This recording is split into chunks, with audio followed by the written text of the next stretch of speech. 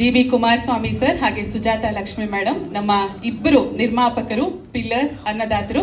Sir, ಮದನಿಕಾ ಸಿನಿಮಾದ ಎಲ್ರಿಗೂ ನಮಸ್ಕಾರ. ನಮ್ಮ ಮದನಿಕಾ ಸಾಂಗ್ಸ್ ಆಡಿಯೋ ಲಾಂಚ್ ಇವತ್ತಾಗ್ತಾ ಇದೆ ಮತ್ತು ಟ್ರೈಲರ್ ಲಾಂಚ್ ಆಗ್ತಾ ಇದೆ. All the best. Okay, first look. ಮಾಧ್ಯಮ ಮಿತ್ರರಿಗೆಲ್ಲ ನಮಸ್ಕಾರ.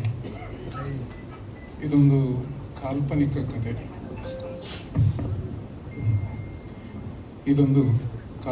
ಕಥೆ. ಕಥೆ ರಾಗಿಣಿಯವರಿಗೆ ಒಂದು 4-5 ಕತೆ ಹೇಳಿದ್ದೆ, ಯಾಕೋ ನನಗೂ ಇಷ್ಟ ಆಗಲಿಲ್ಲ. ಆನಂತರ ನಾನು ಒಂದು 4 ತಿಂಗಳು ಕೂತ್ಕೊಂಡು ತುಂಬ ಅದ್ಭುತವಾಗಿ ಇದೊಂದು ಕತೆ ಮಾಡಿಕೊಂಡೆ.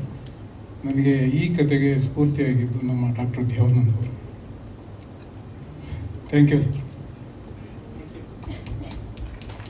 ಸೊ ಈ ಕತೆ ಮಾಡಬೇಕಾದ್ರೆ ತುಂಬ ನನಗೆ ಗೊತ್ತಿಲ್ಲದಂಗೆ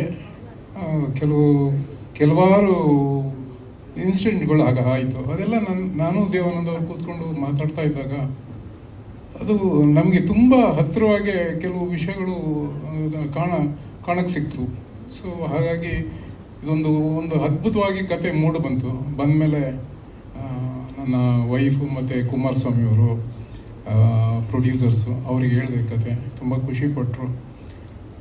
ಕತೆ ಚೆನ್ನಾಗಿ ಮಾಡಾದ್ಮೇಲೆ ಶೂಟಿಂಗು ಒಂದು 25-30 ದಿನ ಆಯಿತು.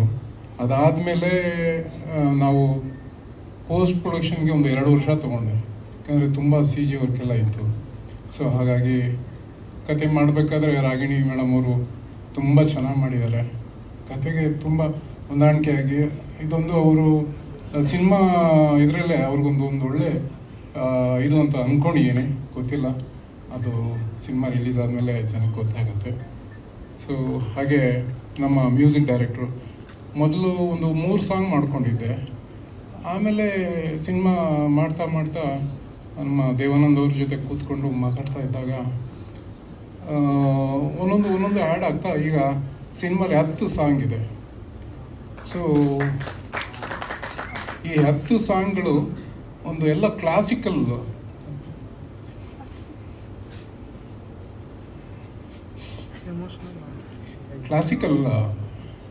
ಯಾಕಂದರೆ ನಮ್ಮ ಸಲಾಮ್ ವಿರೋಲಿ ಅವರು, ಥ್ಯಾಂಕ್ ಯು ಸರ್, ತುಂಬ ಚೆನ್ನಾಗಿ ಸಾಂಗ್ಗಳು ಮಾಡಿದ್ದಾರೆ, ತುಂಬ ಚೆನ್ನಾಗಿ ಸಾಂಗ್ ಮಾಡಿದ್ದಾರೆ. ಸೊ ಅದು ಗೊತ್ತಿಲ್ಲ,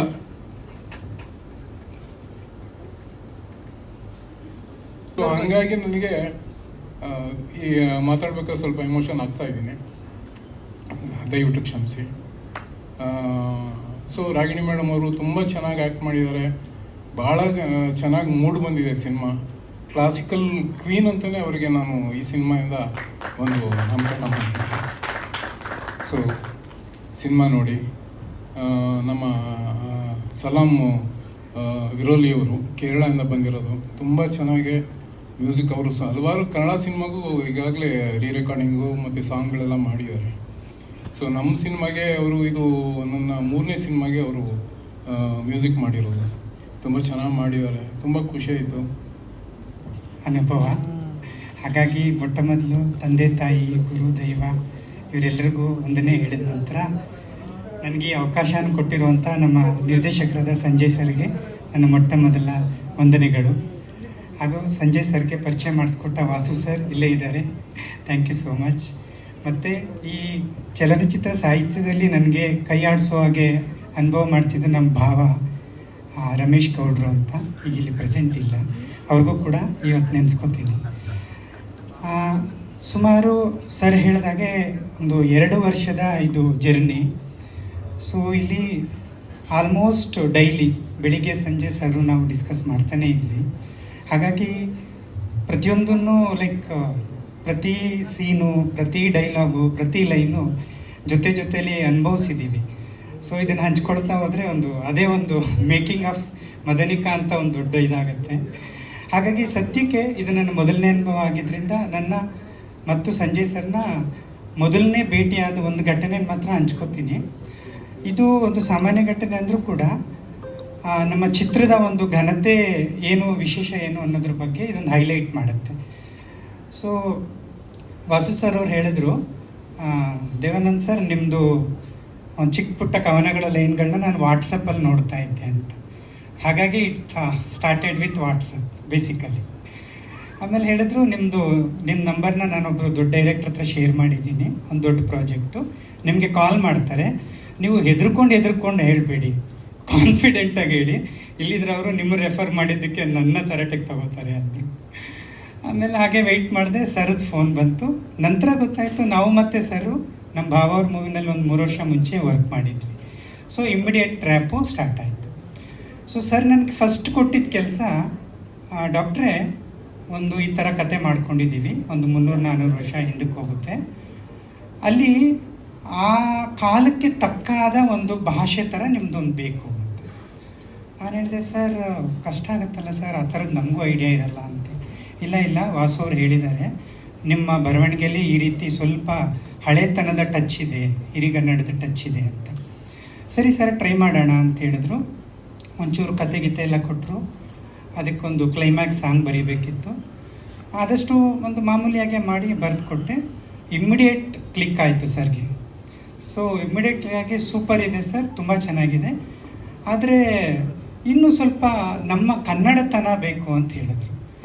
ನಾನು ಹೇಳಿದೆ, ಸರ್ ನೀವು ತೂಕ ಬೇಕು ಅಂತೀರಾ, and sorry as A typical ಕನ್ನಡಿಗರು ನಮಗೆ ತೂಕ ಅಂದರೆ ಸಂಸ್ಕೃತ. ಹೆಸರೇ ಒಂದು ಆಕರ್ಷಕ, ಒಂದು ಸುಂದರವಾದ ಹುಡುಗಿ ಅಂತ ಹೇಳುತ್ತೆ. ಸೊ ಇಂಥ ಮದನಿಕ ಒಂದು ಪಾತ್ರಕ್ಕೆ ರಾಗಿಣಿಯವರು ನಿಜವಾಗ್ಲೂ ಜೀವ ತುಂಬಿದೆ ಅಂತ ಅಂದ್ಕೊಂಡಿದ್ದೀನಿ. ನಾನು ಡಬ್ಬಿಂಗ್ ಮಾಡೋಕ್ಕೆ ಕೆಲವು ಸೀನ್ಗಳು ಚೆನ್ನಾಗಿ ಅದಕ್ಕೆ ಏನು ಬೇಕೋ ಅದನ್ನು ಅದ್ಭುತವಾಗಿ ಮಾಡಿದ್ದಾರೆ. ಯೂಶಲಾಗಿ ಸಂಜಯ್ ಸಾರ್ ನನಗೂ ಹತ್ತತ್ರ ಒಂದು 28 ವರ್ಷವರೆಗೂ ಒಂದು ಅಭಿನವ ಸಂಬಂಧ. ನಾನು ಫಸ್ಟು ಸಾಗರಿ ಅಂತ ಸಿನಿಮಾ ನಿರ್ದೇಶನ ಮಾಡಬೇಕಾದ್ರೆ ಸಾರೇ ಪ್ರೊಡ್ಯೂಸ್ ಮಾಡಿದ್ರು. ಆಪ್ತ ಮಿತ್ರ ಅಂತೆರಡು ಒಂದೇ ಸಿನಿಮಾ ಸಾಗರಿ. ತದನಂತರ ಸಾರು ನಿರ್ದೇಶಕರಿಗೆ ಸಂಭಾವನೆ ಕೊಡಬೇಕಾಯ್ತು ಅಂತ ಅವರೇ ಡೈರೆಕ್ಷನ್ ಸ್ಟಾರ್ಟ್ ಮಾಡಿಬಿಟ್ರು. Thank you. ಇದು ಏನು ಅವರಾಯಿತು ಅನ್ನೋ ಅವ್ರ ಪಾಡಿಗಿರೋ ಅಂತ ಒಂದು ಪಾತ್ರ. ಬಟ್ ಯಾರಾದರೂ ತಪ್ಪು ಮಾಡಿದ್ರೆ ಅವ್ರಿಗೆ ಶಿಕ್ಷೆ ಆಗಲೇಬೇಕು ಅನ್ನೋವಂಥ ಒಂದು ಕ್ಯಾರೆಕ್ಟರ್. ಆದರೆ ಅವ್ರಿಗೆ ಗೊತ್ತಿಲ್ದೇನೋ ಅವರಿಂದನೇ ತಪ್ಪಾಯಿತು ಅಂತ ಅಂದಾಗ ಅವಾಗ ಅವ್ರಿಗೆ ಏನು ಡಿಸಿಷನ್ ತಗೋತಾರೆ, ಏನು ರಿಯಾಕ್ಟ್ ಮಾಡ್ತಾರೆ ಅನ್ನೋದನ್ನ ನೀವು ಸಿನಿಮಾಲೇ ನೋಡಬೇಕು. Yeah no that's it.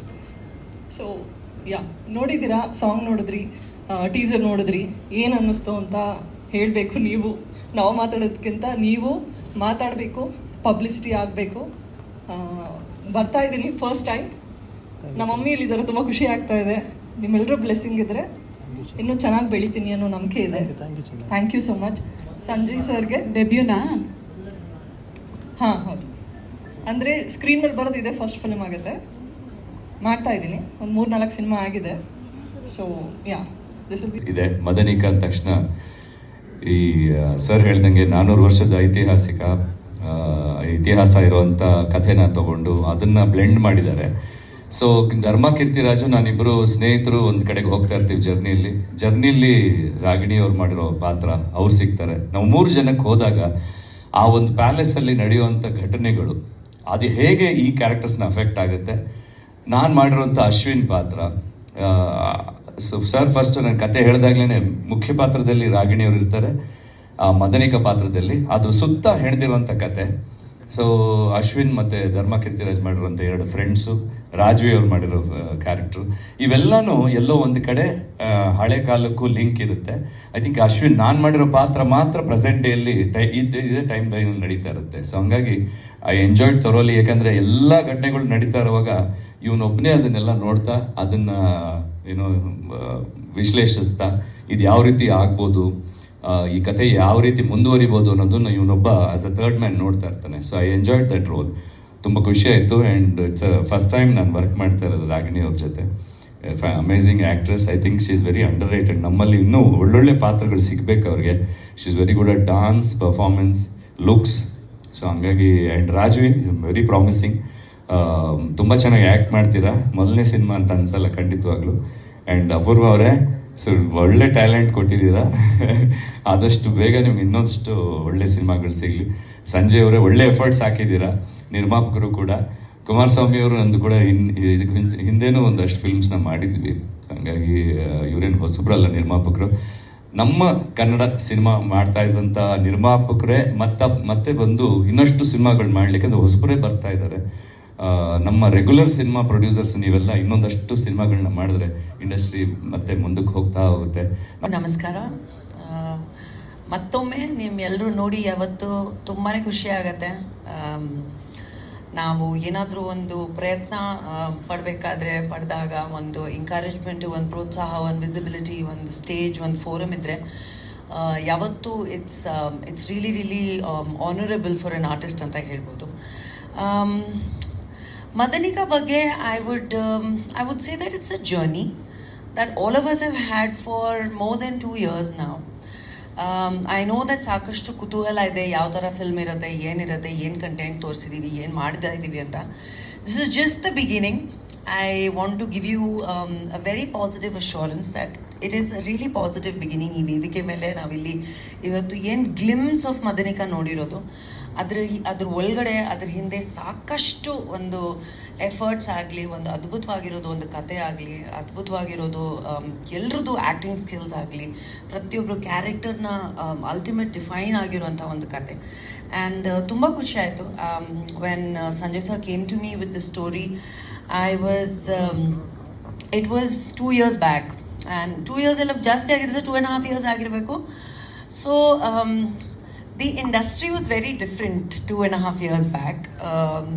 We were in a different time, and I think ಎಲ್ಲರೂ ಗೊತ್ತಿರೋ ಹಾಗೆ ಪ್ರತಿ ದಿನ technology, industry, times, making films, music is changing by the moment, by the day. ನಾವು 5 ವರ್ಷ ಹಿಂದೆ ಯಾವ ರೀತಿಯಲ್ಲಿ ನಾವು ಸಿನಿಮಾ ಮಾಡ್ತಾ ಇದ್ದಿದ್ದು, ನೋಡ್ತಾ ಇದ್ದಿದ್ದು, ಇವಾಗ ಕಂಪ್ಲೀಟಾಗಿ ಚೇಂಜ್ ಆಗಿದೆ ಅದು. ಆ್ಯಂಡ್ ನಾವು ಅಂದ್ಕೊಂಡಿರಲಿಲ್ಲ ಇಷ್ಟು ಬೇಗ ಇಷ್ಟು ಜಾಸ್ತಿ ಚೇಂಜ್ ಆಗುತ್ತೆ ಇಂಡಸ್ಟ್ರಿ ಅಂತ. But I think that change is always good, and ಅದನ್ನು ಅಡ್ಯಾಪ್ಟ್ ಮಾಡ್ಕೊಂಡು ಹೋಗ್ತಾ ಇರಬೇಕು. ಪ್ರತಿಯೊಂದು ದಿನ ಒಬ್ಬ ಆ್ಯಕ್ಟರ್ ಆಗಿ ನಾನು ಏನೋ ಹೊಸ ಕಲಿಯೋದಂಥದ್ದು, ಟೆಕ್ನಿಕಲಿ ಆಗಲಿ, ಇಲ್ಲಾಂದರೆ ರೈಟರ್ಸ್ ಮೂಲಕ ಆಗಲಿ, ಡೈರೆಕ್ಟರ್ಸ್ ಮೂಲಕ ಆಗಲಿ, ಆರ್ಟಿಸ್ಟ್ ಮೂಲಕ ಆಗಲಿ. So with the changing time in 2.5 years a lot has changed with the film. But the ultimate ಒಂದು ಸಾರ್ ಅಂತ ಒಂದು ಹೇಳ್ತೀವಲ್ವ, ಒಂದು ಸಿನಿಮಾದು ಒಂದು ಕತೆ ಆಗಲಿ, ಒಂದು ಸೀಡ್ ಇರುತ್ತೆ, ಒಂದು ಲೈನ್ ಇರುತ್ತೆ, ಅದು ಚೇಂಜ್ ಆಗಿಲ್ಲ. That emotion has not changed.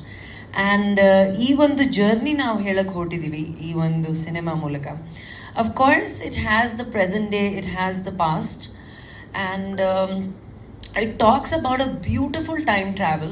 It talks about a time travel of love. It talks about a time travel of emotions.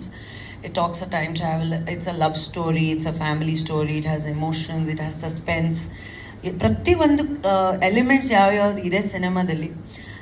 It may look like a slightly mixed version right now, ಯಾಕಂದರೆ ನೀವು ಕೆಲವರು ಹೇಳ್ತಾ ಇದ್ರಿ talking about our voice mixing ಆಗಲಿ, ಇಲ್ಲಾಂದರೆ you talking about the AI in the film and everything.